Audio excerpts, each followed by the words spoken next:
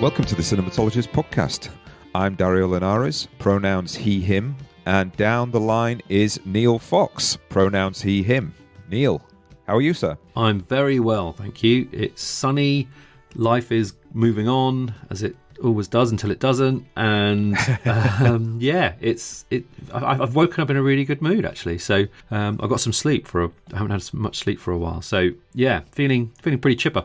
Yeah, absolutely. Me too. It's been kind of one of those weeks where I felt at the beginning, oh God, there's going to be so much to get through, and this is going to be really difficult, long hours of work. But I've reached the point where I'm about to submit something for a massive deadline that's been overdue for an awfully long time, and then just kind of every day has been wading through just the day-to-day of work. But I feel like progress is being made, and even when you're picking up issues that might play on your mind about, oh, this is just ongoing, this is going to be difficult to solve, a lot of those have kind of got resolved this week. So it's it's almost kind of like feeling like you're breaking through some barriers. That's fantastic news. I'm pleased to hear that. Yeah, and those weeks are always nice, aren't they? In terms of, and it always helps when the weather. I know but I've found a much closer relationship between sort of my mental health and the weather recently, and it certainly helped in terms of the stress to have nice days. Oh no, that day of the year, my favorite day of the year is when you're outside and you suddenly realize it's too warm to have a jacket on, and you can take your jacket off for the first time. It's like spring. I'm very definitely a spring person. It's my sort of my month, or my season, I should say. Spring Dario is here. I'm excited for it. Indeed, there's a Ozu rip-off to make there. Sorry, go ahead. So yeah, we've got a really fascinating episode ahead today. Before we get into that, just wanted to mention that we've had we've got a new Patreon and some new reviews. Yeah, welcome to Clayton Hayes. Thanks very much for joining as a Patreon subscriber at £2 a month. Obviously, if you listen to the show regularly and you want to support us, please consider joining us on Patreon. We have the monthly newsletter, which is as soon as I get around to my recommendations, which are coming in the next day or so, then the March newsletter will go out. But also you get access to our bonus episodes, which we're going to tape one straight after this, so it will be a kind of after party episode. Neil has got a few reviews to talk about, and you also want to ask me a bit about Berlin, so you might get some behind the scenes Berlin anecdotes. That's the hope. Yeah, I've got a couple of particular things I wanted to ask you after listening to your brilliant missives that you sent through the Patreon feed, but we're open to everyone. So if you haven't heard Dario's sort of mini reviews and sort of accounts of his time at the Berlinale, then check out our Patreon feed for that free content, which hopefully will inspire you to sign up for the stuff that's not free. And yeah, you mentioned a couple of reviews on iTunes. Yeah. So we had 2 new 5-star reviews, one from Adam Park, who is I know is someone who follows us on social media, so I know him. So thanks to Adam. And also a review from Keep Art Evil, which is a sentiment I wholeheartedly agree with. But both of them, I think, were really nice reviews because they totally got what we do in terms of the podcast is grounded in our academic backgrounds, and we like to think that we're in depth in our approach to the medium in all forms, but also we try to make it as accessible and passionate and entertaining as we possibly can. So thanks very much for those reviews, guys, and anybody else. It really is nice to have those reviews up on iTunes or any podcatcher app, or indeed anywhere that you might review us or have said that you've enjoyed an episode on social media or anywhere else. Just draw our attention to it, and we will we'll probably talk about it like this on the show. Indeed we will. Yeah, and it's interesting you mentioned sort of in-depth and accessible, but trying to kind of always kind of open our ears and thoughts to sort of new areas of cinema and new areas of sort of film thinking. That's exactly what today's episode has in store. Yeah, I was contacted by a friend of the podcast, So Mayer, who brought us the Raising Films episode, and they're a writer, an activist, and a general champion of all areas of equality and diversity, but not just in the keyboard warrior sense. I don't mean that in a derogatory way, but they are somebody who organizes and intervenes on policy, someone who walks the walk for effective change, I think, in so many different areas. I really appreciate So's work on that. And, a great writer as well, as we they trail their some of their work in the interview. But they put me in touch with Toki Allison, who works for Inclusive Cinema and Film Hub Wales, and together they have developed and designed and put on a series of live events called T.L.C, Tender Loving Care for Trans-Led, Trans-Loved Cinema. And there's an online space which I think is a kind of all-encompassing hub for events and discussions and articles and all sorts of things that bring together the subject of trans identities and trans policies and experiences with cinema, I think. And I think it's grounded on a series of screenings that have taken place, different venues, with the focus of the idea of a trans-led, trans-focused film and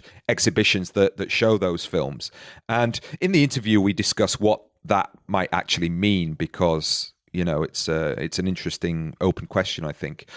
But along with these screenings, So has produced a set of guidelines for good practice for cinemas and other helpful resources in terms of helping cinemas to understand both the potential concerns of a trans audience and trans individual audience members, and also how and why to run events in order that they are inclusive and welcoming. And the project also produced a podcast, which is kind of where we came in. So they got in contact with us and asked if we could talk about the podcast with them, which of course we were delighted to do. And I think it's, for us, we discussed this before, it's important to try and discuss these topics, not just because they're topics du jour, but actually the conversations might have an impact and move outside of audience ecosystems, because the great thing about podcasting is that they do feel personal, and you do go through a labor of choosing what you want to listen to. But I think it's important to try and branch out and bring voices in, bring audiences in that maybe or bring speakers in that maybe your own audience won't have heard before. And obviously that's something that we've tried to do over the years on the podcast.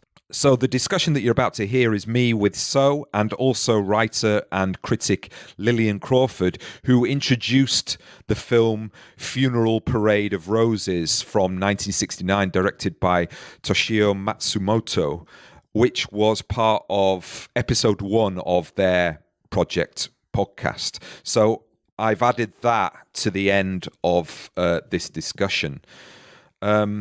So that's the basis of the episode, and obviously Neil and I will discuss the interview at the end. But I don't know, Neil, if there's anything you wanted to add to that before we get into the interview. Just that it's a really, really great conversation, and I listened to the first episode of the T.L.C podcast as well, which is really fascinating. Got some thoughts on that, and just to add, really, about sort of the relationship we built up over the years with So on the podcast. I feel very grateful for their support and sort of engagement with us, because I think they're one of the most kind of important and interesting thinkers around sort of film in the UK, in terms of how we conceptualize film as sort of audience members, and how sort of particularly cinemas and exhibitors should be engaging with their audience. I think a fantastic and productions as well, in terms of the Raising Films work that they've done. But just really great to have them back, and really nice to have Lillian on the podcast for the first time. I think it's a really fascinating conversation, and I'm looking forward to sort of talking to you about it, and then talking a little bit about Funeral Parade of Roses. Just to echo that, I was going to say this after the interview, but I may as well say it now as you've sort of brought it up. I really enjoyed and felt that I kind of learned something, not just about specifics, about experiences of trans-led audiences, but of, certain things that wouldn't have occurred to me were made clear, in everyday life. And it just shows how important it is that you listen to voices that have completely different experiences to yourself. And it's just gratifying to know that we have that level of trust as a podcast and as two straight white men, that we can handle this subject. And it's nice to feel we have that So came to us with Toki and wanted to be on our show with their podcast. So let's listen to the interview. This is me with So Mayer and Lillian Crawford.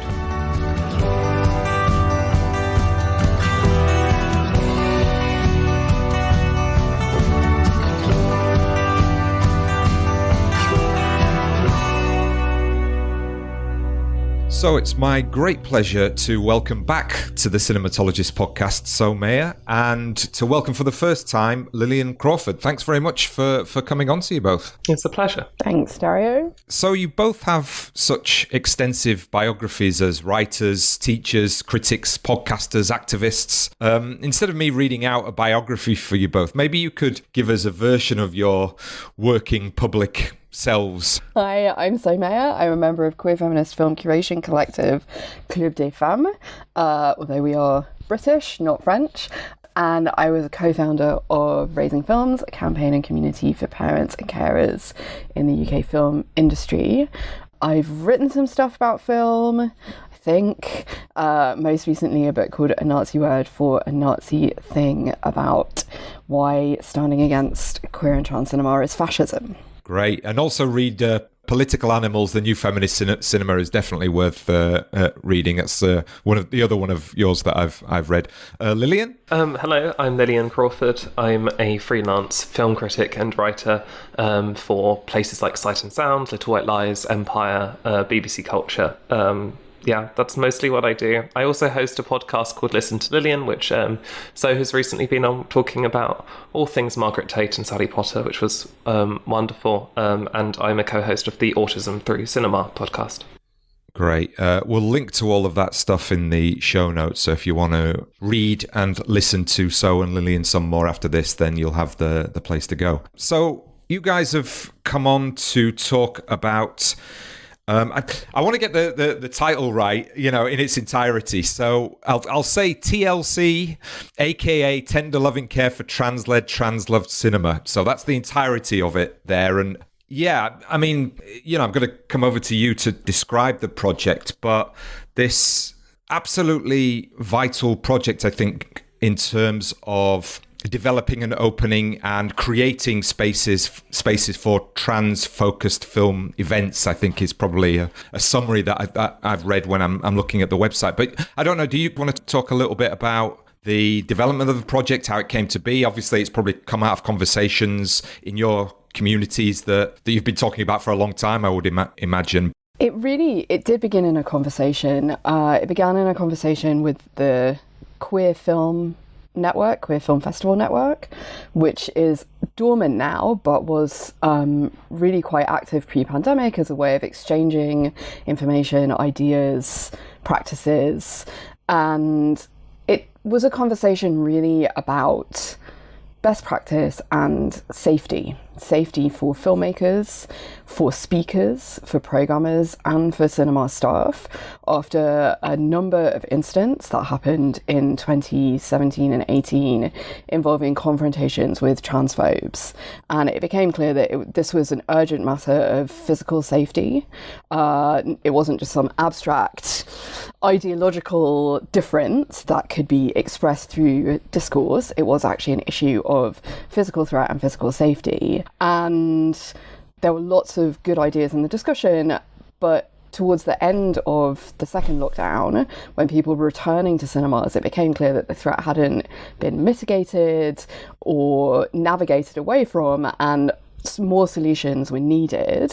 And at the same time, we'd seen amazing practices develop during lockdown around hybrid events that made things more accessible to people, provided safe spaces where people might feel safer, more engaged, more able to contribute and express themselves. And we wanted to bring together both of those practices of mitigation and celebration. And what happens when you ask me to title a project is I come up with a holding pun, and somehow it just gets stuck. So TLC was a shorthand for the feeling we wanted the project to have, to evoke joy and wit and care. But it does also stand for what the project is, which is both films that trans viewers love and having trans curators, programmers, speakers, even maybe heads of cinema one day in positions of leadership. And Toki Allison at Inclusive Cinema said that she wanted to pursue this, and she wanted to pursue ways of making it hybrid. So it became both a series of live events and now a podcast. And Lillian was our first speaker. In the guidance notes and in the first episode of the podcast that we're going to hear an excerpt from, there is this question of what is a trans film and how is that defined in the eye of a trans viewer? And, you know, in film studies, we could talk about the sort of established concept of queer reading. But I just wondered maybe Lillian, you could talk a little bit about what you consider a trans film, or what are the boundaries of that? Yeah, that's something that I've sort of given a lot of time and thought to, because I think that when you're introduced to what a trans cinema would be, or a queer cinema, or any kind of cinema that is specifically for a certain group of people, it's not simply about the fact that these people are being shown represented on screen. Because actually, if we look at trans cinema as the history of the representations of trans people in cinema, it's broadly very negative. So actually, it's more about sort of looking at films from a sensibility, from an aesthetic, and what that might mean to trans people. So that can be, for example, the film that I chose for the screening when Rebecca Del Tufo asked me to choose a film. I chose, I gave her a number of films, including Bound by the Wachowski sisters, which again doesn't have any trans people in it. I also chose the film that we went for, which was Funeral Parade of Roses, which again does have a sort of, does have an element of transness to it within the actual content of the film, but it's more about what an aesthetic of transness might look like. And I think that these are questions that are very interesting, and also mean that you don't then constantly sort of throw back at people a very negative or potentially triggering version of what transness looks like. You can find films which are more positive, than something like, I don't know, The Danish Girl, which is probably one of the most heinous examples that I can think of. I mean, it's interesting there that the idea of the aesthetic, and that is sort of more complex and more deep, really, than the idea of just, let's say, a trans-led narrative. You know, it's you're almost sort of talking there about the idea of that the way a film is edited, put together, shot, might have a particular kind of aura that is outside of the mechanics of, say, mainstream heteronormative aesthetics in that sense. But I don't know, is there sort of a specifics around that you could kind of point to? I know it's quite an intuitive thing, maybe. Well, I think the beauty of it, and the reason why there's a transness to it, is that there isn't a specificity to it, that it is something that is based entirely in sort of in feeling and sensibility. I mean, I mentioned earlier that I do an autism through cinema podcast as well, which is about sort of looking at how autism might manifest itself in films. And actually, again, it's mostly films which resonate with myself as an autistic person, or other people who are autistic, and why they respond to it that way, and why they feel that elements of their experience are being represented in the films that we're talking about. And I think that's the reason why it's so important that it is trans people, or people who identify as trans or have transitioned, or whatever within that scope, that these are people who are talking about films and looking at films that resonate with them on a level which a cis person would not necessarily be able to pick up on without having the conversations from trans people around why that film resonates with them.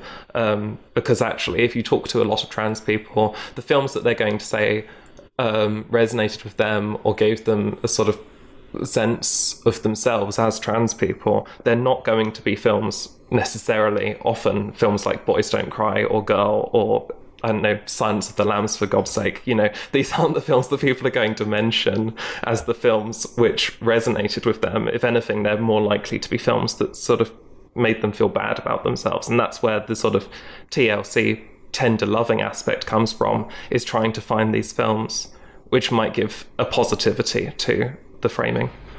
I want to give a shout out to the scholar Eliza Steinbach as well for their book Shimmering Images, which is where a lot of these ideas come from, I should say. Which aligns beautifully with how Lillian has been drawing out these ideas. And one of the other things that Eliza talks about in their book, that often the images or aesthetics, the combination of image and aesthetic that a trans viewer might encounter that makes them feel held, might be outside of mainstream fiction feature cinema. So whether it's in experimental cinema, porn, scientific documentary, that one of the things that the idea of trans cinema opens to us is looking transversely across the screen at these other different manifestations that are often left out of histories and studies of industrial cinema. And I think now streaming TV and video games are very much part of that transverse experience as well, of different encounters, often in places where images are moving differently than in the very fixed narrative structures of Hollywood and Hollywood-esque feature films. Again, as well, there's a kind of implicit critique, I think, of the way in which, if we're talking about if we think that cinema works on an ideological level, those images and representations that we've seen in the past that are highly problematic, it's a way of undoing that shaping, I think, and that the problematic education that may have come out of those, you know what I mean, for want of a better word. And I suppose that's part as well. In the first episode, I think Jay talks about we're still in the formative stages of a trans-led cinema. And I think that that's a really interesting point, because the combination of the representation, but also the mechanics of how films are made and who makes them and how they get developed is obviously, both of those things are kind of in tandem in this project as a holistic thing, Absolutely. And I think in some ways we're in early stages of how we're discussing it and forming it as a community now, but trans cinema has existed as long as cinema has existed. The problem is that we have a tendency, I've coined this word and I'm going to use it obsessively, I'm sorry, to incisibilize, which is that looking back at history, dominant culture goes, well, everyone was cis and straight as a default. Obviously, they all were. So therefore, the history of cinema is cis and straight. And one of the most mind-blowing encounters for me was reading Eisenstein's letter, Sergei Eisenstein. Yes, that person who invented montage and all of the first stuff to stand against that kind of narrative cinema, describing themselves in a letter to Magnus Hirschfeld, the professor of sexology, as being, well, the word at the time was bisexual, which meant something close to what we might say as non-binary or androgynous or genderqueer or gender non-conforming. We don't, the words aren't parallel, but Eisenstein says, as a good socialist, as a good communist, my gender is like a Hegelian synthesis. And that's how he explains it. And he says, Hegel was like that as well. And they never got to follow up on this in terms of their filmmaking, really. But what happens to our history of film if we say, well, actually, trans cinema starts with Eisenstein? And we look at Strike and Potemkin as films that are also exploring Hegelian syntheses of gender, working towards different ways of being embodied in the world from that. And so because of the repressive forces of history, we're also at really early doors for understanding the archive of film. Even where, films have explicitly trans characters or trans participants, that's often been written out of the archive or suppressed, and we're just really recovering and re-understanding that information. So it's both early doors in terms of practices as we engage them now, and a lot of that work of understanding a long history of cinema. But, I want to put it out there, Eisenstein, the first trans filmmaker. It's interesting, isn't it? Because it's kind of like talking about, as Lillian mentioned, sort of the aesthetics of trans. There's a sense in which you could even go back to the idea of the very mechanics of what film does in constructing a world. At its very fundamental level is an idea that can be aligned with that notion of what is the self? How do we construct anything? No, I was just going to follow on from that by saying that I think it is interesting in terms of sort of retrospective analysis of films, and that you can reframe the way that we look at them. And I think that's really important. And sometimes that's invited in the example that So says about Eisenstein, but also, most famously, sort of in a recent example that I mentioned with Bound and the Wachowskis, is that Lily and Lana Wachowski have sort of really welcomed a conversation of looking back at their films after their transitions, to see them in a different way. And there's a very good book by Carl Keegan on the Wachowskis through that framework, starting with Bound and moving forwards and looking at, I think what's really important is that, as you say, the medium itself is able to capture a sense of transness in a way that is fluid and is being explored. And the languages that we use, and if you read, like in my introduction to Funeral Parade of Roses, that the words are so different, and the way that is malleable is really important in terms of identifying a trans cinema, because it's not necessarily trans in the sense that we mean when we say it today as it was in the past. And as I say, the Wachowskis' films are really fascinating to go back to and look at through that framework. And I think that it's actually possible to do that, even where the people making it might be seen as very much, as you say, sort of heteronormative cis, that we can still find elements within their films that do resonate from the actual material of the film itself and the way that it's being constructed. In terms of the project and its functional elements, let's say, in helping venues and helping with exhibition and those kinds of policy decisions and just what are best practices in terms of putting on trans-specific events, what are some of the challenges that venues face or have faced that you're really trying to help them with? I think the challenges divide into a few groups. So one is the set of challenges that all venues face with all programming that falls outside what they consider their normal, their bread and butter, which might be internal hesitancy around whether a film will earn out, will it sell enough tickets? Another kind of internal hesitancy around, do we know the right speakers to invite? Is this an area in which we feel confident to operate? Which is often a sign that a venue needs to diversify its staff team, not just by hiring a freelancer for one season, but by ensuring that their staff team reflects the communities that they're programming for. I always remember something that Khair Mohammed wrote in a blog for the Independent Cinema Office, which is that it's not that there are hard to reach communities, it's just that you're not making them feel welcome. So venues face very similar challenges whenever they're moving outside of what has been the dominant strands of programming in this country. And some of those challenges are to do with a lack of funding support for really risk-taking, community-oriented programming, for things like having community member programming committees or young programming committees. Some of the challenges are also infrastructural, by which I mean venues are buildings. And not every building can afford to rebuild to include ramps and gender-inclusive toilets. All new buildings should be including them. And as Jay and Alice say in the first episode, it's not that difficult to put a sign on the door of one toilet saying, for this screening, we're going to try out this being a gender-inclusive toilet. Please respect that. And if it works, think about ways to manage that in the building, which may also lead to more trans staff and freelancers feeling like they want to work in your community centre cinema.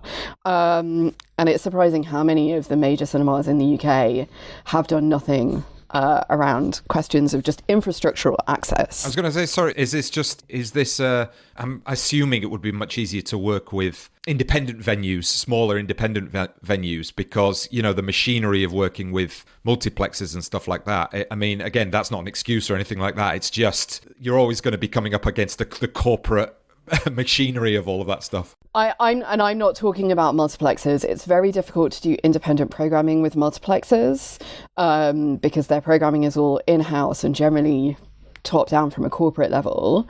But I'm talking about some of, the larger regional venues. And I want to give a shout out to Watersheds here, who in their recent spruce up of the venue have increased its physical accessibility and changed their provision of toilets and services, and generally really thought about making a welcoming building, which is also a working building for a number of media projects. So it really is a community hub. And there's something about that vibe that is really welcoming to programmers and audiences. So there's a kind of what we try and get people to think about is how there's a positive feedback cycle where the more welcoming you make your building, the more people want to come there, the better audiences you have for screenings, the more ideas are flowing in the building. And it is a positive feedback cycle. There have been specific challenges around transphobic threats to screenings and to speakers. I'm not going to name them or give them any more oxygen. Some of them have been very publicly reported, and some of them are just actually day-to-day incidents that are deeply unfair on staff and speakers at venues. And part of that problem is, again, it's a problem that faces any venue and any screening, is that you're interacting with the public. You cannot control, I work in a bookstore, you cannot control for the public. What you can do is have a plan in place that as a venue you have an understanding of who you're prioritizing when this happens. You're prioritizing audiences, you're prioritizing invited speakers, guests, and so on. You're prioritizing the people who are most vulnerable to what's occurring, and then how you handle the aftermath, the statement that you make as a venue, the aftercare that you provide, which could be as practical as saying, we're going to get you a car to the station because you shouldn't have to be at risk of any sort of confrontation happening outside the venue. Or it could be writing a public statement that is posted on your venue website. I mean, the best case scenario would be that this doesn't happen, that planning and prep is so good and the venue's character is so welcoming. But I know as soon as Watershed reopened, they had people sticking pictures of their toilets on social media and writing nasty messages on their open pin board. And, you know, this is a manifestation of public space that is deeply disturbing and affects the participation of anyone who is of a non-dominant embodiment. And it's designed to shut us out. So knowing that venues are on our side and how they express that is the most important thing. And it's from small gestures like not being, you know, misgendered when you arrive, what the copy is like on a website, to, you know, a point that I make in the guidance notes. Don't assume that someone is going to be comfortable giving you their legal and banking name if you're paying them. Give them a heads up that's something you're asking them. So really, because our society is like so stratified by infrastructure that's hard to change, that's the problem. It's often not bad intentions. It's, oh my God, I haven't thought about how things are so fixed. And it's just feeling comfortable with that little bit of thought, that little bit of listening. And as I say, then it's a positive feedback cycle. Yeah, I mean, that's a really interesting point about the level of awareness. And I think that, obviously that's something from a trans perspective is, you know, something you're just going to come up against over and over and over again. And from a venue perspective, or that sense of just being unaware of a certain thing is really important to listen and accommodate that when it might not have even occurred to you to think about a particular element that may affect, you know, a person's experience. So I think that's really interesting, the sort of the levels of awareness that are required in order to make a venue, you know, appropriate, safe, all of those things. In terms of the idea of a safe space, I know you sort of talked about that at the opening, which is obviously, it should go without saying, the idea of people not being physically threatened, or a venue having physical protections in place. Also, I think there's an allusion here to a safe space for ideas and discussion is just as important. I mean, would you agree with that? And with the polarization that we've got in society right now, how vital is that when a trans community wants to talk about issues, that the space is safe for the ideas to be discussed? I think Lillian's example of the Wachowskis films is perhaps a really key one because of the capture of some of the decontextualized memes associated with the Matrix that have informed far-right formations online. So the idea that the Matrix as a cultural phenomenon has these two polarized readings, one of which, as I say, is very decontextualized and relies on literally a few GIFs that have been fed through some kind of reverse sense generator, and then one which is to do with deeply sensed ideas that were not so much talked about publicly, but were talked about in community for a long time, and now are having public and community formations through the work of people like K.L. Keegan. And to be able to have a space to sit not only with those ideas, but to examine the cultural history of the film. I don't think that I've read a single piece by a trans writer looking at The Matrix who doesn't also attempt to address those far-right formations. So on one side, there's a lot of consideration being given to the full complexity of the film, all of its historical situatedness, its relationship to politics of sort of post-racialization, disability politics in the Wachowskis' work, like really asking questions and being critical as well, looking at it through the lens of the development of their work through Sense8. And then, you know, on the other side, there's this incredibly reductive, gamified, you know, memified essence of something. So I think sometimes when your question started, I had a sort of horrible vision of what the BBC seems to mean now by free speech and debate, which means bringing someone who doesn't want me to have human right on, who has a powerful position, leading some kind of organization or, say, government, and then I'm being asked incendiary questions to justify my right to existence. And finding spaces that are not like that. I think that, there's this awful sort of right-wing formation of what a safe space is like, which is just a sort of pillow that, you press your head into and sob. And sometimes we actually just need that. But the rigorous rereadings, the level of debate and conversation that came out in the events that you can hear on the podcast doesn't tally with that kind of, a safe space is where no one can say anything at all. These are really incisive, exciting readings and discussions that it's a space for nuance. And I think that's, maybe you could sum it up. There's like one side or group or community that's like, let's have some nuance, but that nuance is like centered in respect for bodily autonomy. And the other side is like, no, we hate nuance. Let's just have a massive statement that is centered in hierarchical violence. So between those two, I don't think there is no room for debate.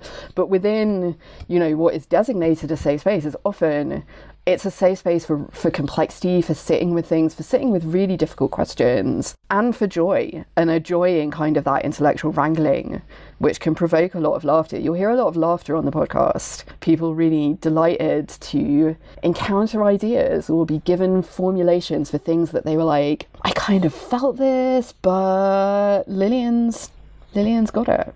Yeah, I think the discursive aspect of this is what's so important. I mean, what a lot of my work actually is more to do with sort of relaxed spaces, safe spaces for neurodivergent people. And so I help run a number of relaxed screenings at the BFI, and we have an introduction before the film and we have an hour's discussion after the film. And I think that structure works really well, that people who feel comfortable doing so can come and talk about it. So you have someone who's leading it, someone who, when if you have someone who is trans or someone who is autistic in that environment leading the conversation, it can immediately say, look, if you identify in some way that is similar to this, then you feel safe in that environment. That the actual conversations and the programming is being led by people who you feel safe around and feel safe talking to, and then having those discussions. Because really, what's so important is that those discussions don't take on a combative element, that it should just sort of be presumed that you will be able to make your voice heard, and that what you're saying isn't going to just be sort of rejected outright, because a lot of what we're talking about is about nuance and things that in the mainstream sense are very much sort of overlooked.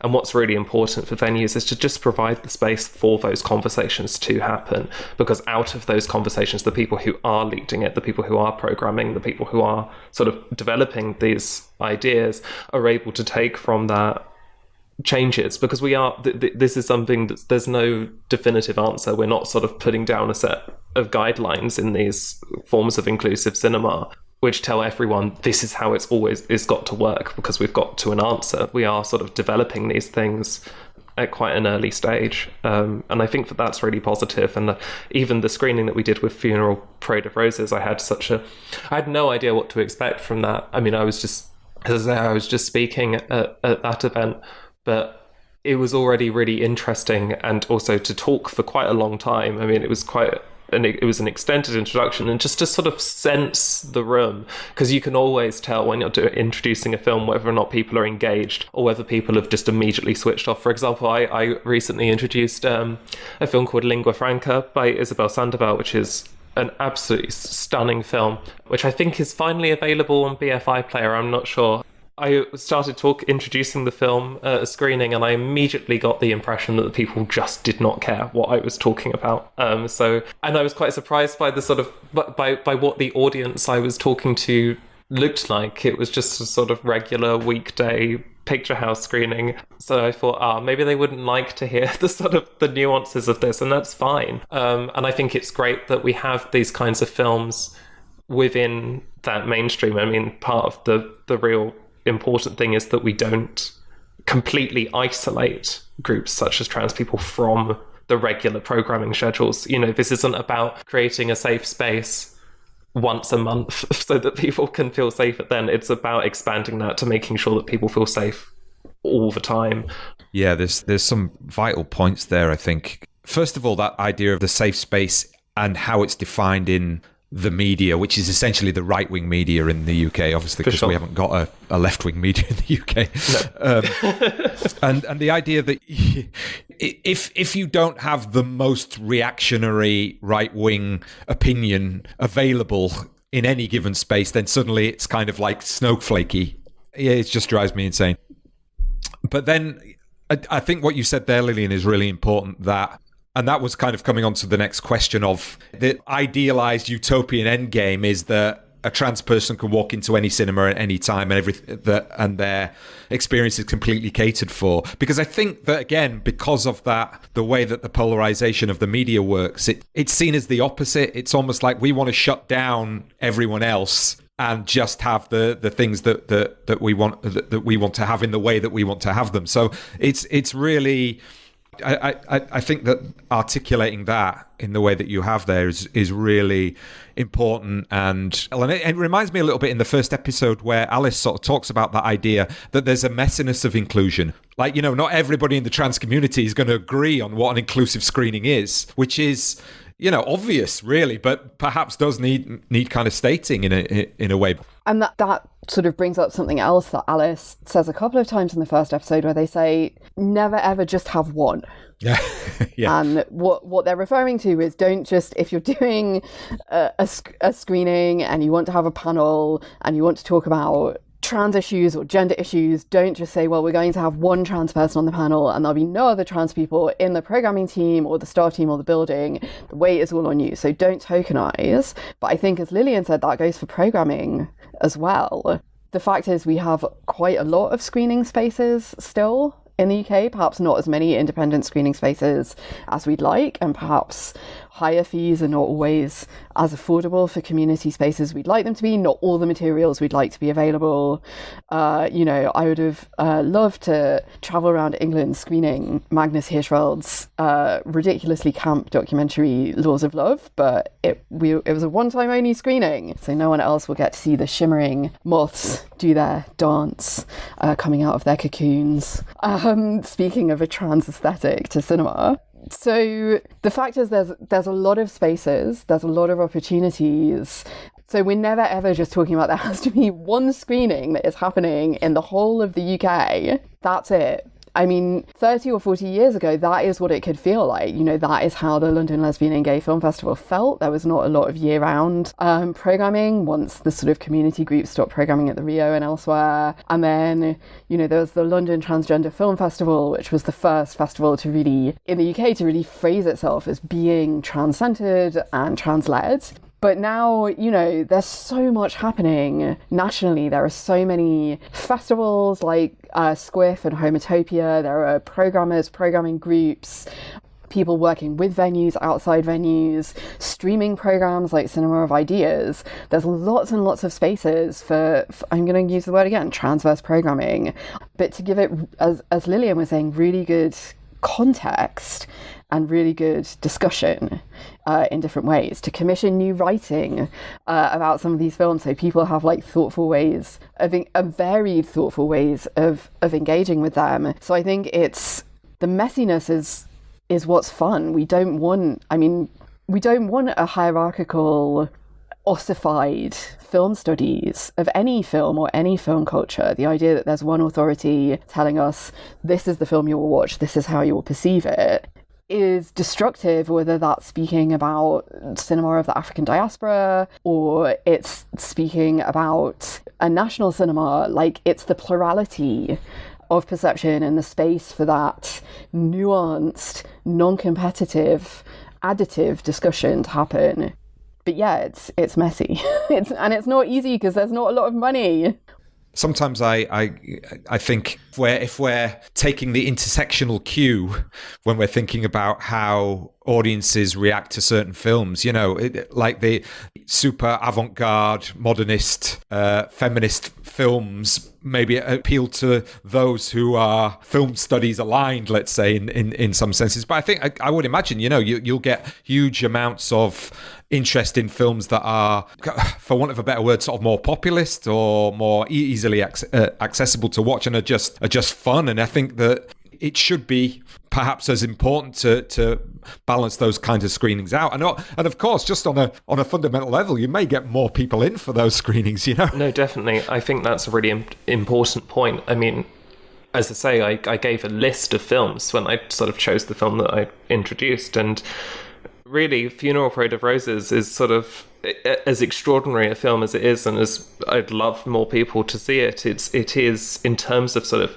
access to cinema, you have to sort of come at it from a certain angle. I mean, this is a film not in English, it's an experimental film in black and white. It requires a certain form of cine literacy that I don't believe that most people might not easily respond to. But part of the reason why I wanted to choose that was because it's opening up a new form of cine literacy, which is really what I'm talking about, which is the way that we look at the visual grammar of cinema in a different way, and the potential for that opens up. And I know people who went to see that film who would never normally go and see those kinds of films, and really responded to it and felt that my introduction really helped that, in terms of sort of saying, these are the aspects of the film that you might not know about, the context of the film, for example, in Japan, in the Japanese New Wave, and where Toshio Matsumoto sits as a filmmaker. And I think that's really important if you are going to choose something that is more, as you say, avant-garde than something that is mainstream. But then if you put on a film like Speed Racer by the Wachowskis, then you can have an amazing discussion around that film, because it works within the grammar, the literacy of that real sort of blockbuster mainstream, but it's doing something different. And it's a film that was sort of dismissed in the same way that something like Jupiter Ascending was and failed at the box office. But if you open up a different way of phrasing it and framing it to an audience and ask them, can you look at it from this perspective, because this is why it resonates with me and my sensibility and the way I see things, then you can have a very different conversation around that film. And maybe because it sits within a different mode of cinema, that's really important. So as you say, I think it's about balancing it. We're going to play your intro in just 1 second. I just want to ask one final question, and that's really in terms of the podcast around the project. And Lillian, you've got 2 podcasts, so you're an experienced podcaster yourself, and so I know you've done lots of podcasting work. So I don't know. I mean, did you always want to sort of have that podcast series to accompany the live events? And as I do you still see podcasting, even though it's becoming more and more commercialized now, as a sort of interesting and vital independent arena for discussing these ideas and expanding communities? Shall I jump on that one? It was always part of the idea for T.L.C, partially as capacity building for venues to see the advantage of having a podcast. Not very many independent cinemas or cultural centres in the UK are podcasting yet. And I think that podcasts are a brilliant way just to keep a record, a document of all the amazing event programming that you're doing. So on the website, you'll also find a brilliant guide to podcasting your live event, a challenge that Dario knows well, written by Adam Smith of Aunt Nell Productions. And I would say that Adam says this in the document, I'll add that part of it is deciding how funky and DIY you prepared to be, because you can just make a podcast using your soundboard, you can even just produce it using your phones and go, this fits with our funky DIY aesthetic as a venue, or you can produce something very professionalized, bringing in an engineer to edit it, as we did with this one, DPF Productions. The idea was always that this would be hybrid, so that as well as having the opportunity for in-cinema events, which are so important, where venues are really committing, saying, yes, we're going to program this on the screen, we're going to take the gamble of getting audiences in, there would also be a record that moved that event beyond the postcode where it was happening and beyond the moment it was happening in, so that other venues and audiences could listen and say, actually, this is something I'd really like to do at my venue. As a film historian, I would just love all venues and curators to be archiving their events, because so much that is so important happens in those introductions and discussions, even just in hearing the excitement and joy in the room. You know, that's something we don't have a lot of good records for in cinema history. So yeah, it's documentation, it's accessibility, through having a hybrid event, and it was a sort of skills sharing exercise for venues and contributors. And also all of those applied to this podcast. I think, you know, some of those are very specific to that, but I think podcasts still are a really great way to reach people where they are. Especially Dario and I have talked about this, using audio for an audio visual medium, where first of all, hopefully it will get people to seek out the film, because they're not seeing clips of it in a recorded talk. So you're enticing them with brilliant descriptive language, but also it brings out the auditory qualities of film, the fact that film is something that we listen to. I have a bit of a tear. Adam and I talk about this in the film You Can't See, that sound is a very embodied place in cinema. It's been a very queer place in cinema. Things can happen in the soundtrack or in the gap between the soundtrack and the image track. So I think podcasts just contribute to thinking about cinema and culture in different ways. They're very intimate. Dario, I really like your description of how podcasts can use acousmètre in your interview for Movie Notebook magazine. So the fact that the podcast can play around with the kind of the audio qualities that film has makes them very, still for me, very vibrant. So yeah, I hope they can continue as from a low-cost punk DIY venue, we're interviewing our speaker on a phone, to producing really beautiful, high-resolution, high-fidelity live event. Lillian, had you done any live events podcast before? Yes, it's something that we've been working on with the Autism podcast, and I think what's really interesting about what we're sort of talking about conversations in safe environments is that when you do a podcast like we're doing it now, in sort of over the internet, and you can sort of control who's in the room, you can, I mean, obviously someone could say something quite left field, which would be great, but also you can sort of expect the level of knowledge and sort of position that most people are coming to when you are hosting a podcast and you sort of invite someone on to do that. I think what's also really important, and it was part of the discussions that we had when we were sort of talking about the screenings and screenings in general, is where you put them on, because it's very London centric, as the film world is in the UK. And I think that being able to sort of take an event which happened in quite a small cinema like the Lexi, for example, where we did Funeral Parade of Roses, and being able to sort of transmit that almost into other places and other venues, and that people can listen to that introduction and then watch the film, because the film is, I believe, available to stream in multiple ways now. I mean, I first saw it through Mubi, I think, a few years ago, and I just think that that's a really important way that podcasts are able to be used. Yeah, I haven't had so much with the live events, but I think it's something that I'm very keen to explore in the future. It definitely introduces variables. Yeah, big time. Yeah, it's one of the big challenges, I think, when we've done live stuff, the quality of the audio can just be so variable and it can just go badly wrong. We've had a couple of events that just we didn't put out because the audio was so terrible. I'd love to put a plea out in the hopes that the people who funded T.L.C are listening, and I want to say thank you to it was BFI FAN funded via Inclusive Cinema, which is a multi-year project based at Film Hub Wales. The fact that we're having to talk about this, and we're talking about infrastructure, and we're talking about people being anxious about funding support, is that funding applications for film events in England, it's different in Scotland, you cannot apply for access funding. So when you're making a funding application, it has to include what are considered added extras, such as being able to record or stream, being able to caption, BSL, and so on, perhaps having additional infrastructure in the venue, additional security, making, additional spaces. I would really like to see funding applications include separate access support where it's just recognised if you're doing a live event with a speaker, the funding will pay for a BSL interpreter. If you are a venue that's planning to do a lot of events, the funding includes buying a Zoom recorder that plugs into your soundboard. And perhaps some audio engineering. I think there's such a simple way to take this from, as we've all said, being so much work often for someone who's coming in to do one freelance event and is educating a venue and the venue are educating themselves, have that being transmitted centrally as part of the remit for a standard.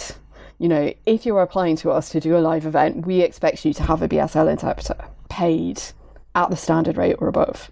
The messaging could be so different, and then the messaging of the positive feedback cycle of being welcome is coming from the biggest organisations that set the standards for our community, and not from individuals who are making freelance rates for doing one event. I'm really, really proud of the work that we did, and I'm really proud of how it sits in Inclusive Cinema, which has been an amazing project, which has just been sadly closed down, ironically. But I think the people who need to listen, it's not just heads of venue or heads of programming. This really needs to be heard at the top, and it needs to come throughout. It needs to be a standard that is set across programming in England. As I say, Scotland is doing great. Hear, hear. Thank you very much to both of you for coming on. It's been absolutely fantastic. We'll go to Lillian's introduction to Funeral Parade for Roses right now, but it was really wonderful to have you both on and to discuss these subjects, and to have this on for our audience, I think is really, really important. So thanks again. Thank you. Thank you.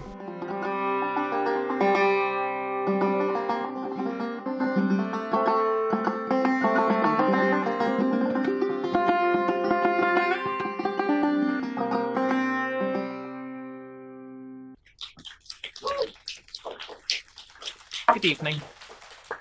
Thank you, Rebecca, and also thank you to Rosie Greatorex for organising this screening. Thanks to the Lexi for inviting me to select a film which not only resonates with me and the forms of cinema that I'm interested in terms of queerness and transness, but also something that I wanted to be able to share with others and to show you a form of filmmaking that perhaps we don't often see. When I was first asked to present this screening, I was thinking of perhaps doing something quite modern, something which looks at transness within a contemporary context, but something that I find most frustrating perhaps in the way that we look at cinema and the history of cinema is how transness doesn't really have an established canon in the same way that we talk about other forms of cinema as created predominantly by white, cis, heterosexual men. So Funeral Parade of Roses is the film that we are going to be watching this evening. And the thing that I'd particularly like us all to pay attention to is the aesthetic of transness and the aesthetic of queerness that the film uses and invites us to look through. Just out of personal curiosity, how many of you have actually seen the film before?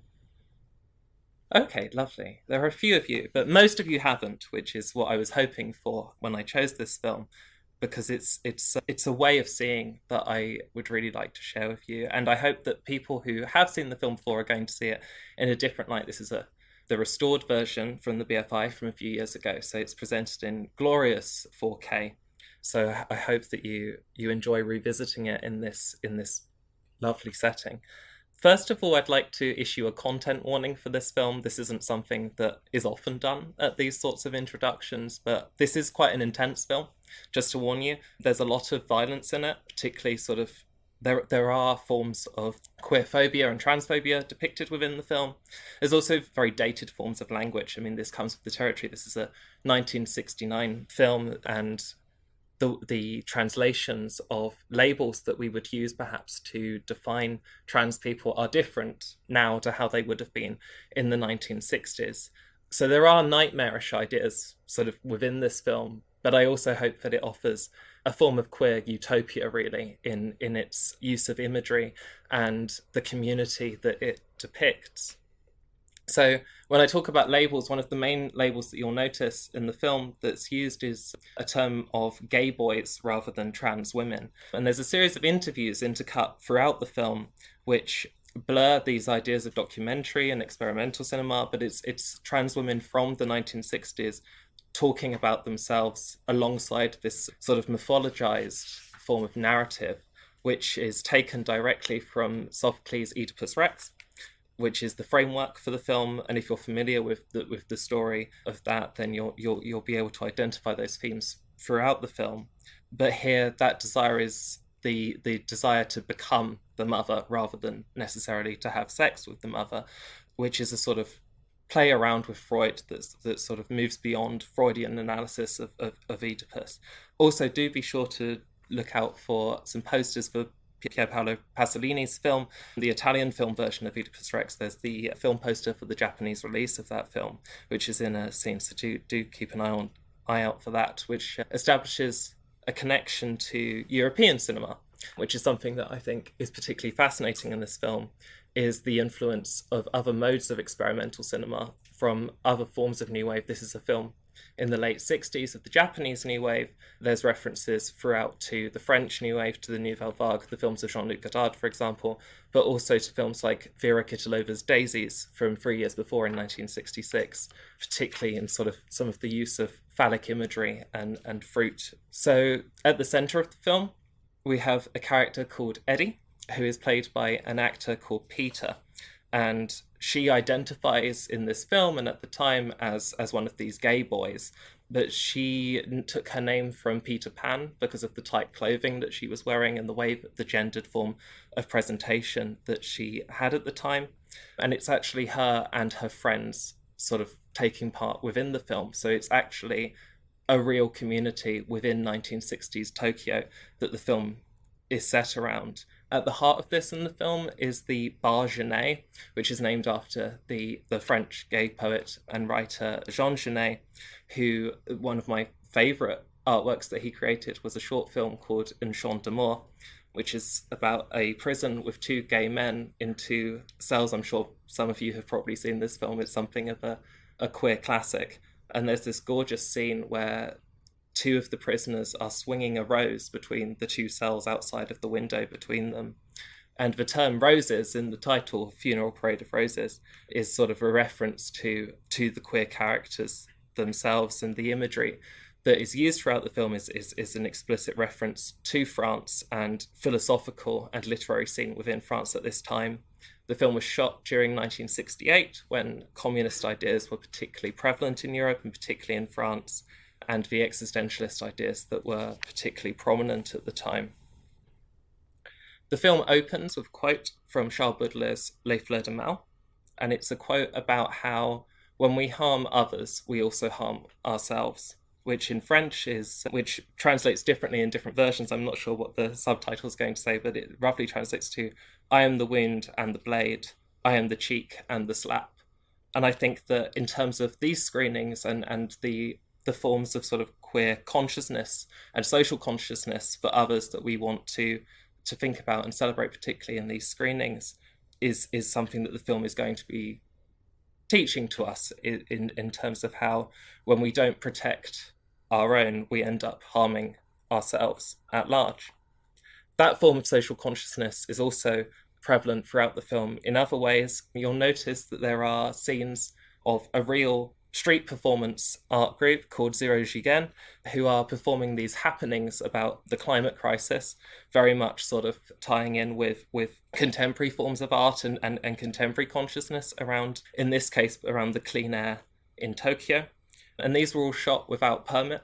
These are real documentary scenes in the film, effectively a guerrilla form of filmmaking that as I said earlier, comes out of the Nouvelle Vague in France and into the Japanese New Wave. The experimental style that the director, Toshio Matsumoto, uses is developed from his earlier documentary films. So it's an intersplicing of this sort of, as I said earlier, the mythology of Oedipus Rex, but also with the earlier films that he made about the stone industry, for example, and weaving industries, try to reframe the way that we look from a community with also the traditional style of talking heads documentary, which we also see in the film.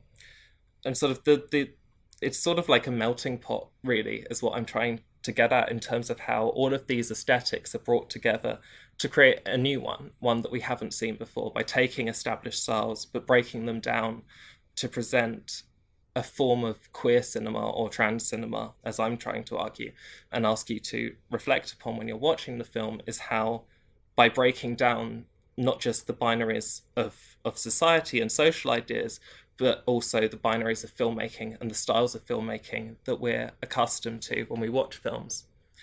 The opening scene of the film particularly exemplifies this, particularly in terms of modes of trans cinema and sort of the archetypes and stereotypes that we come to associate with sort of traditional or later forms of trans cinema, these close-ups and interrogations of the body. We open with this shot, this scene after the Baudelaire quote, which is a very sensual act between Eddie and a male character. It's very reminiscent of the 1964 adaptation of Kobo Abe's Woman in the Dunes. And the way that the camera cuts and shows these close-ups of Eddie's secondary sexual characteristics is almost like a form of interrogation. And there are other cliches, I suppose, what we have come to know as cliches, such as the use of mirrors as a reflection of trans people looking at their bodies and sort of having this radical form of relatability that the film tries to depict. But by doing so, the idea is, as I said, to dissect that and to take it apart. And there are these scenes in the Bar Genet when the bodies are blurring together, that these sexual characteristics no longer matter, that we're seeing bodies intertwining and creating this sense of euphoria that I think really comes across strongly during those sequences. So these ideas are what I'd like you really to think about when we're watching the film now, the legacy of the film and its ties to contemporary forms of filmmaking and the forms of filmmaking that we might see in depicting transness and queerness within cinema that we create today. There are scenes within the film which make mockery of gendered bathrooms. There are farcical scenes of women, cisgender women and trans women fighting against each other in sped up scenes, which went on to inspire Stanley Kubrick's A Clockwork Orange, particularly the sort of sped up threesome scene to the William Tell Overture, which was released 2 years after Funeral Parade of Roses.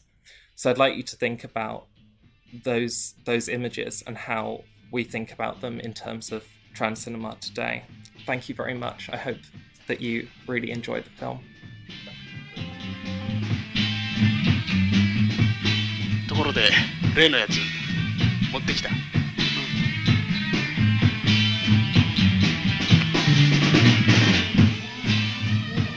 Hello, Jimmy. Come on, Eddie.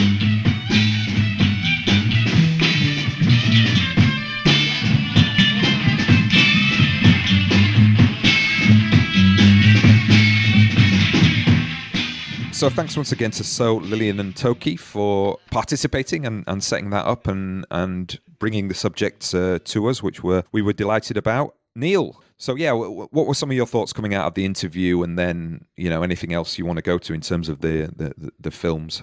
I really enjoyed the conversation, and I thought it was interesting what you sort of said before about sort of learning. And as I was listening to the interview and also listening to the first episode of the T.L.C podcast, I was thinking about the kind of the importance of podcasts in this space of film. I'll call it film culture, specifically around trans identity, I think. but certainly I think it's one of the lovely things about the TLC podcast is it is a kind of blueprint for other areas where issues around accessibility and inclusivity are really important in terms of where exhibitors and venues need to go. And that's that there is, I think, and you sort of talked about a kind of a hesitancy, almost a kind of anxiety about putting on trans events, inviting trans speakers, and more broadly in terms of non-binary identities and sort of queer identities as well. But listening to the interview and the podcast is a really accessible way of kind of feeling less anxious about doing this stuff, I think, which I think is a really important facet of podcasting. And what I mean by that is that if you write a set of guidelines and you send it to a venue and say, here's something that you should consider doing, it can often put people in an anxious position, I think, because there's a formality to it, which almost feels didactic. Whereas when you listen to So and Lillian talk about it, there's such a fluidity of ideas, and there's the real sense that we're at the start of this, and that there's no kind of judgment coming from the trans community, which is kind of amazing considering a lot of the persecution they have to put up with. It's they're trying to open up a dialogue about how to be inclusive to venues and exhibitors and programmers, which I think is really fascinating. And you do get the sense listening to them talk, So and Lillian, that they're kind of excited and want to make these spaces kind of a really dynamic space, as well as a really inclusive space. And I think that the podcasting approach just can do that in a way that a lot of writing can't. So I think it's a really important resource. And I thought that hearing So talk about it, podcasting being a place to kind of experiment with audio and create a kind of audio accompaniment that sits alongside both the event and the film within the event, and also as a document of, as an archive for events and projects is really good. But I think the accessibility of the form as well, in terms of creating a space for people to listen to and understand, okay, I can go to this with good faith, and it's going to be a really sort of two-way conversation about what we do, I think is so important. And so that was really nice to hear. No, that's a key point, I think. And as I said at the beginning, I have a deadline, and one of my deadlines is writing a book about podcasting. So I'm kind of in that mode of thought about what podcasting is and what podcasting does. And with this, it really sort of reiterated to me just how problematic at two ends of the spectrum, social media on one end, and then a lot of journalism, a lot of the media, traditional media, whether it's television or print journalism, is in articulating narratives around trans. And it's funny because on the one hand, social media is great because it gives people a platform to have a conversation, but the conversations tend to be very extreme that manifest on social media. So it's often personal, often really problematic, even violent types of commentary, let's say, on these kinds of areas. And then the onus is on somebody, within a certain community to defend that or push back on that. And then they're going to have to take all the abuse and all the carry on. And then on the other hand, if you go to the traditional media, it's kind of like this sort of sense of balance, which it doesn't seem to work anymore, where you get two people who tend to be on completely polar opposite sides of an argument, so that some kind of antagonism takes place, right? And I think, as you say, I think podcasting is just set up so differently to have conversations in a much more productive way. And I know that there are podcasts that don't do that, but I think it is such an interesting and useful space where you can actually, and the sort of parasociality of it, that idea that listeners, they're deciding to listen to something, and therefore they're in doing that, they've made that choice. It's not just presented there for them. That they're open to that implicitly leads to a kind of openness of what they're going to hear. And again, I'm not kind of trying to be naive here. I've done it myself. You turn off if something doesn't speak to you specifically. But I think that it is such an interesting medium in the current sort of digital moment, or over the last 10, 15 years, in terms of how it has promoted a certain type of conversation. It's the space where that kind of negotiation happens in its best form, I would say. Yeah, agreed. It is the cultivated space for hearing people think a lot of the time, And that's certainly what TLC does in its first episode particularly, which is kind of a conversation about all these ideas. There's very much a sense of, people thinking through these things in a safe and kind of critical environment, which I think is really, really important.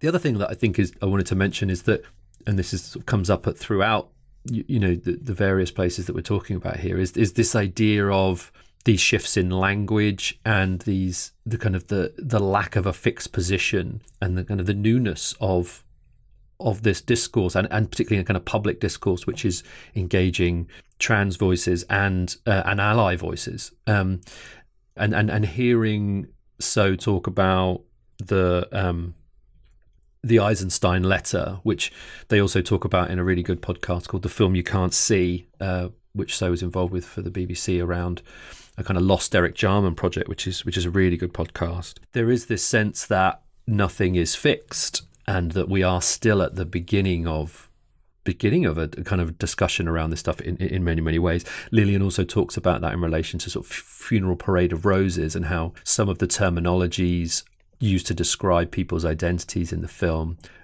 are now considered, sort of homophobic or transphobic, but also that, kind of common terms have shifted and our understanding of common terms in terms of one of the terms that comes up is sort of gay boys, and that doesn't necessarily mean what you think it does, and how these positions have shifted. And it's a really fascinating kind of drawing attention to, I think, the kind of, the fact that none of this is static, but also what it does highlight, which kind of goes back to what you were saying around kind of social media journalism and criticism, is that there's a kind of fixity to film studies and film criticism historically, which tries to nail things in place as soon as they're there. It's the canon, isn't it? But it's the canonical thinking of like, well, this is what a film is, and this is what it will always remain. And for communities who are engaging with those texts in a variety of different ways, where they're not necessarily included from the outset, be that sexuality, gender, race, or kind of trans or non-binary identities,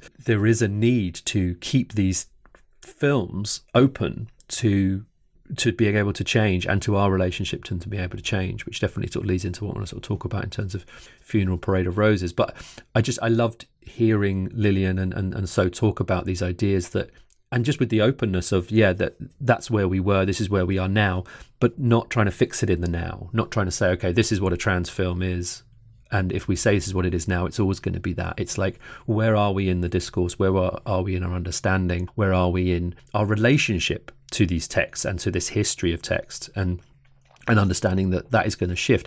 And it's certainly going to shift, I think, in the next 5 to 10 years as more and more texts come through that have greater trans representation behind the camera and greater representation on the camera, but also where there is that intangible feeling of what a trans film is, which I think is so interesting, which is something else, something that sits between all these things. And there's so many good points in that. And I think what I was thinking of there was when, the idea of film studies fixing meanings, but in a way, I think that's the canon, isn't it? That's the history of film as well. It's not just film studies. I think in terms of the development of narrative film, stereotypes, in the broadest sense of that word, were and are kind of really useful shorthands for audiences to be able to say, okay, I don't need that character to be explained to me, in any depth, because I can see what that is. And filmmakers, I think, rely on stereotypes and have done throughout the history of cinema, because film is, I know we have really long films now, but film in general is quite a short, burst of story or ideas and what have you, if it's an hour and a half, 2 hours. So you need shorthand, you need shortcuts, don't you, to make the audience understand where you're going. If you look at classical Hollywood film, it's very much based around the creation of stereotypes, which become popularized, familiarized, and then ingrained into a language which moves from film to film. So if you're then saying, first of all, that stereotypes are problematic, which, we've been critiquing for a long time now, but then also the idea that even what we'd consider psychologically realist characters are also performative, to use that sort of Judith Butler term. I what I'm talking about there is that there's a level of construction here, and films need to do better at three-dimensionalizing their characters and showing them as having, good and bad sides. And but that is more and more difficult it's difficult to do in light of the history of the way that films fix meanings. And, even in today's sort of consumerist streaming world, the simple is the thing that is popular a lot of the time. So whenever you are presented with characters and identities and stories that are outside of those, that sort of fixity of language that, again, like I say, is related to 100 years of cinema, it's something that needs to be, again, I don't want to be condescending and say audiences need to be educated, but I think that it's part of what we do on here, or try to do on here, is say that, look at these films, they're doing something different. They're creating ideas. They're asking us to understand characters, in a much more complex, nuanced, and difficult way with a lot of the films that we talk about, think about. And, that's what makes Funeral Parade of Roses, so fascinating. And to anybody, listens to our show, I really recommend you watch it as definitely as a sort of trans-led film, but also just as a great piece of cinema, because it's just so amazing, I think. Yeah, I was so excited when I knew this film was the focus of the first episode of the T.L.C podcast, and then that we were going to have Lillian's introduction to the film. I saw this film a couple of years ago, and it really stuck in my mind. I remembered it, and so I went onto my Letterboxd to see when did I actually see it, because it felt very vivid. But I thought, well, I can't actually remember when I saw it, and I saw it in 2019. And weirdly, I wrote a review on my Letterboxd, which I don't normally do, and my review was one word, and it just said "wow." So that's obviously a film that had, and I remember watching it and finding it just absolutely exhilarating, as a kind of piece of cinema, but certainly as this kind of hybrid film, which was definitely, and I think I'm only saying this now, like in terms of being able to articulate it better, having listened to Lillian's introduction and the discussion of the film, but kind of staking a claim for itself in terms of the different modes that it was operating in, and sort of claiming its particular hybridity as trans. And I just find it such a wonderful film. And what was, I really want to hear what you think about it as well, but it reminded me of the conversation we had about Kurosawa, and kind of how there's this kind of dialogue between Japanese cinema and what might be termed Western cinema, because this comes up in Lillian's introduction, but certainly throughout the film, particularly its kind of interest in the imagery of the Beatles. There is a real dialogue with the West in terms of cinema and pop culture, which is it's kind of really fascinating because of the way that there's filmmaking involved in it. It's very cinematic in its construction, and it's kind of doing that kind of claiming of other identities and other kind of areas of culture for the trans community in a very live way, which I just find it, I think it's brilliant, and it's so beautiful to look at. Great music, amazing performances, and just got an energy that is so unique. I love that. I love this film. Definitely the Western nuance of interrelationship, I think, is really interesting. But I mean, to me, it just brought up where we're going in terms of this soft conservatism around sexuality, and it just kind of occurred to me in today's film culture, when we see so many comments about, I don't want to see sex in movies. Why is there a sex scene in this movie if it's not pushing the plot forward, and all of those kinds of things. And I think what often doesn't get kind of talked about in that discussion is that that's actually, it's a really clandestine way of actually shutting down discussion of non-normative sexualities and a representation of them, and the openness of that, and the idea that even if it's it might be related to sort of queer identity, trans identity, homosexuality, all of those things, but even kind of the problematics of defining heterosexuality. If you look at a lot of trans-led cinema, it's pointing to the hypocrisies of often male characters who define themselves as heterosexual, but are then engaging, often problematically, with trans characters. So and there's like just at the Berlin Film Festival, there were so many films about crisis in masculinity, and most of those films are also crisis in sexuality as well. So it's interesting how a film that sort of, you know, this far back in the past, back to the 60s, is just seems so radical and still so fresh. And maybe it's because we have this discourse, this creeping discourse of shutting down of conversations around sexuality, I think. And it seems to be something that's rearing its head, that kind of does, you know, every kind of couple of decades, you know, it seems, you know, yeah, like, I like soft conservatism is a really interesting phrase. And a lot of it is, like you say, it's not a nuanced discussion, because a lot of the way that those ideologies are smuggled into the conversation is through representation and saying, oh no, we can't possibly have, you know, women seen in this way, we can't have, you know, sort of queer characters seen in this way, you know, which is not necessarily coming from those communities, but from a kind of conservative, you know, sort of almost like someone standing at the back of an activist mob, sort of trying to subliminally insert an agenda and direct it into a different space, which I find fascinating. And just there's a real freedom to Funeral Parade of Roses in its depiction of a community where the identities are very broad, and the relationships between different facets of a kind of trans, non-binary or queer community are sat alongside. I mean, I think it's fair to, in order to sort of, you know, that there is a sense of sex work relationships to a lot of the dynamics in the film, but the clients are not traditionally represented either. You know, there's almost like a safe space carved out for so many of the characters. Obviously there's violence and there's kind of trauma in the film as well, but it's not about that. It's about the entirety of their existence, which includes horrific acts, but it also includes these kind of moments of tenderness and kind of community that are sadly radical. You know, it's such a fantastic film. Yeah, definitely check it out if you haven't seen it. It is available to stream and in a decent condition as well. The one I watched on Amazon Prime was anyway.